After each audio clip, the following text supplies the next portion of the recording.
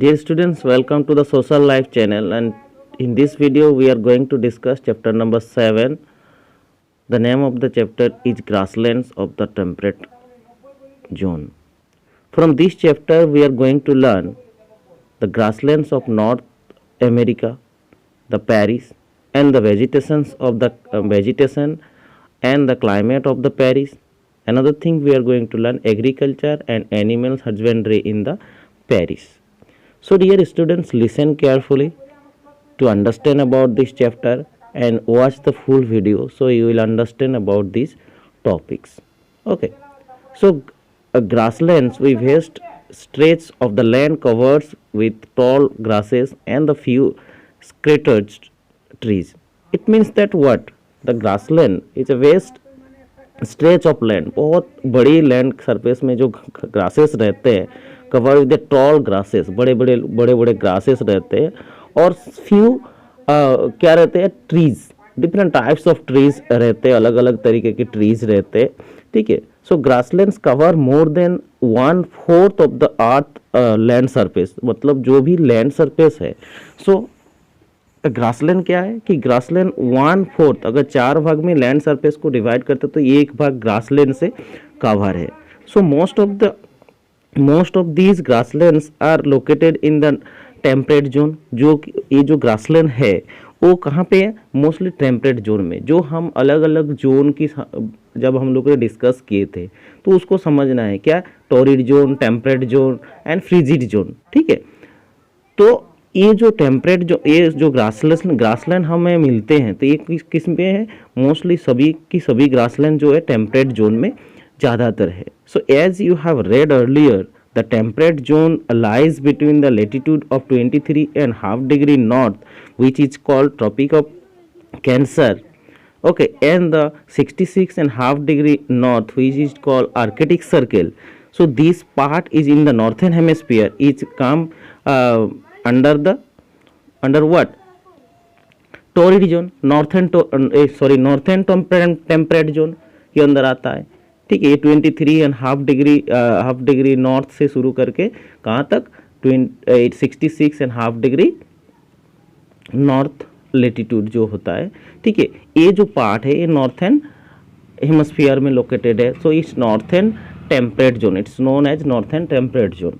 Another side if you see the 23.5 degree south which is a tropic of Capricorn and the 66.5 degree south which is called Antarctic Circle. So these between the southern hemisphere, ये जो area है इसको क्या बोलते हैं?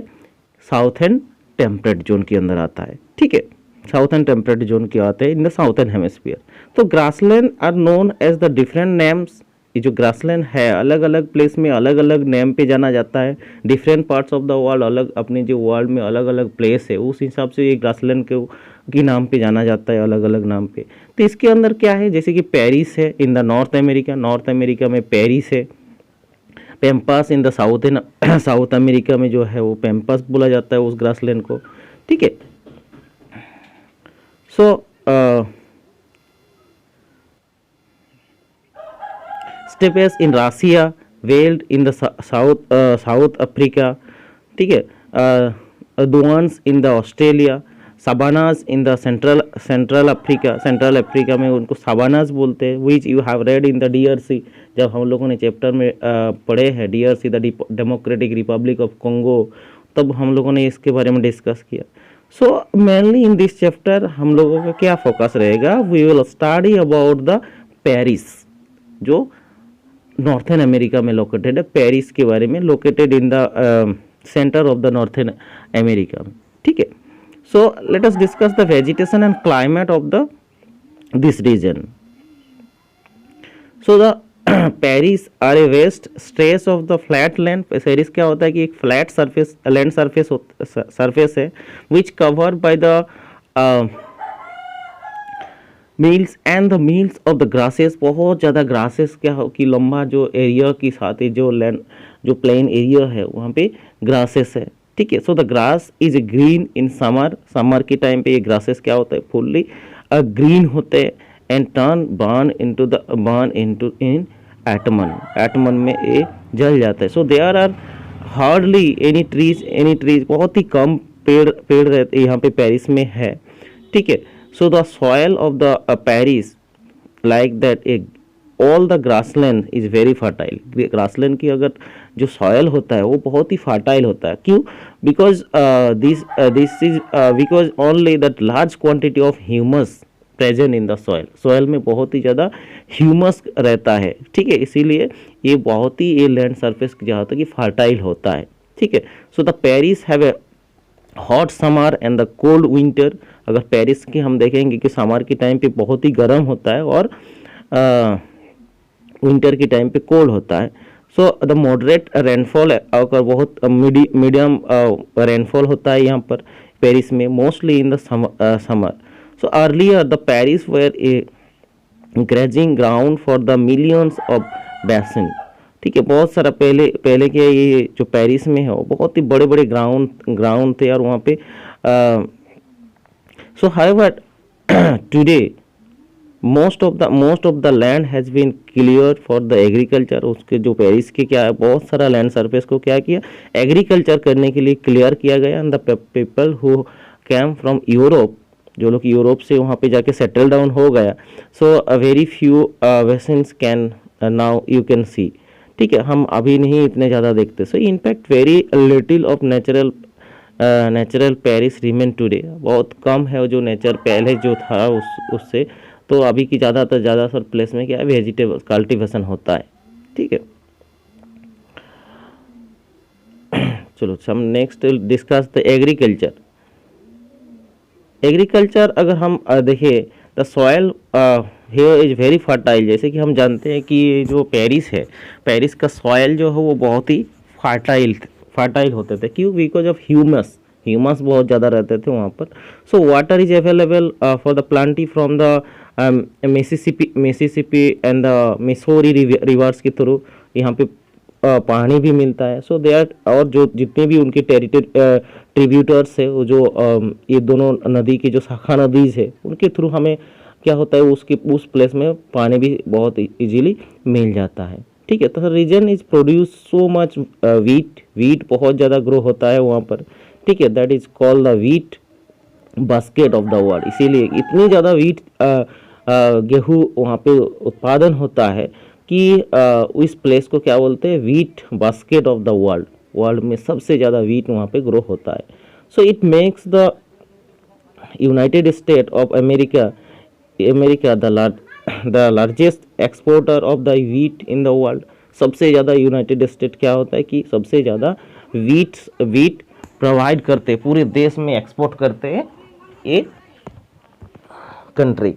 क्योंकि ये जो नॉर्थन टेम्परेट जोन जो लैंड जो है इसके वजह से, मतलब जहाँ पे बहुत ही फर्टाइल सॉयल है और जहाँ पे बहुत इजीली वीट ग्रो कर सकते हैं, ठीक है। वो सभी कंट्री को प्रोवाइड करते हैं, एक्सपोर्ट करते हैं। So the other main crops grown are maize. जैसे कि और भी कुछ जो क्रॉप्स ग्रो होता है वो मेज ग्रो होता है, ठीक है। बार्ली, रेर और ओटास, इस तरह का कुछ कल्टीवेशन होता है।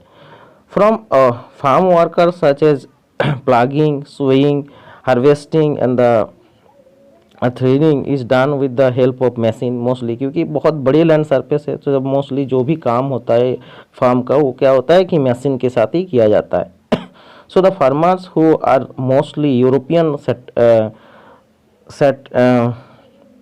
सेटल्स, यूरोपियन जो फार्मर्स है generally live there huge farms, बहुत बड़े बड़े फार्म्स के साथ वो लोग रहते हैं विद देयर फैमिलीज। उनकी उसी के अंदर एक कोई फार्म जो होता है अपने घर बनाते हैं और उनकी फैमिली रहते हैं। The worker also live on the farm, उनकी फार्म में जो काम करते हैं फील्ड में वो लोग भी रहते हैं। So since the farmers are huge and the machines do most of the work, ज़्यादातर काम क्या करते हैं, मशीन करते हैं। So the population in this region is very thin. बहुत ही पॉपुलेशन जो है ये इस प्लेस में क्या होता है कि पॉपुलेशन इतनी ज़्यादा नहीं है। क्या ज़्यादातर काम किससे हो जाता है, मशीन से कर लेते हैं।